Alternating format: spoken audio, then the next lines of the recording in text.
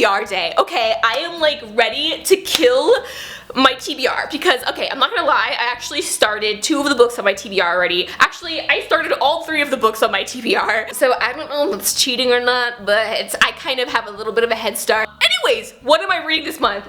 Okay. First book I'm talking about here, because if you are coming from my wrap-up video that I just did, you'll know that I started rereading the what is it called? The Court of Thorns and Roses series. I just call it ACOTAR. I just reread A Court of Thorns and Roses in March, and I am now on A Court of Mist and Fury, and look at this beauty, okay? Last time I read it, the first time I read it, it was on my phone, so I had no idea the actual girth. I hate that word.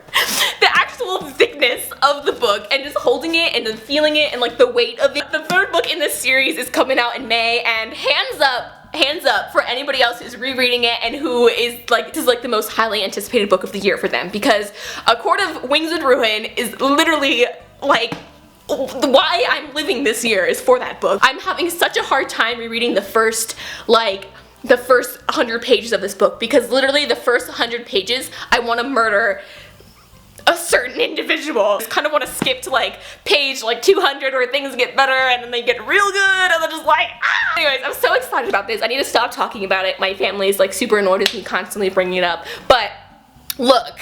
Me and A Court of Mist and Fury have a very deeply attached relationship. I know you can't see it, but there's strings. The next book I'm reading, I don't know why, I'm just so interested in fairies right now. Like A Court of Mist and Fury, it's all like a fairy world. Next book I'm reading, I actually just recently hauled, so if you haven't seen that, I'm gonna advertise my previous haul video. I worked really hard on it, so you can, check it out.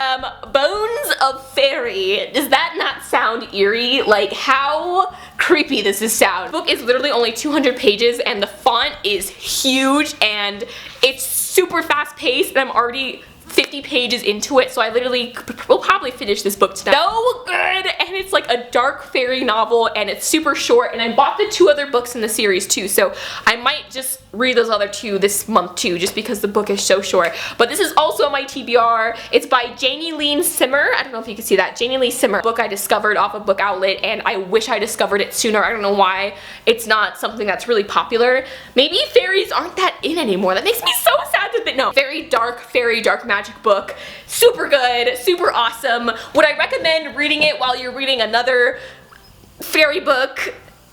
No, but if you love fantasy, go for it. I'm doing it, so role model. Okay, and the last book that's on my TBR that I also just started, because I actually just got this book. Okay, surprise, in about a week I'm gonna be posting a book haul for April. It's kind of early, but I have books. You can't see them, but they're on the bottom shelf. This is one of those new books that I just picked up that I just could not help but start, so I'm kind of showing you a little sneak peek. This is The Pilgrimage by Paulo Coelho, and if you guys don't know, Paulo Coelho is like amazing. He writes books that inspire you and motivate you and just give you energy to live your life and to pursue what you love. I read The Alchemist by Paulo Coelho and it changed my life. In the little acknowledgements, or in like the foreword, is that what it's called? Like a foreword when an author writes something important in the beginning. He basically said on the back of this book and in the front of this book that if you read The Alchemist, you have to read this book because these books go together. They're not necessarily like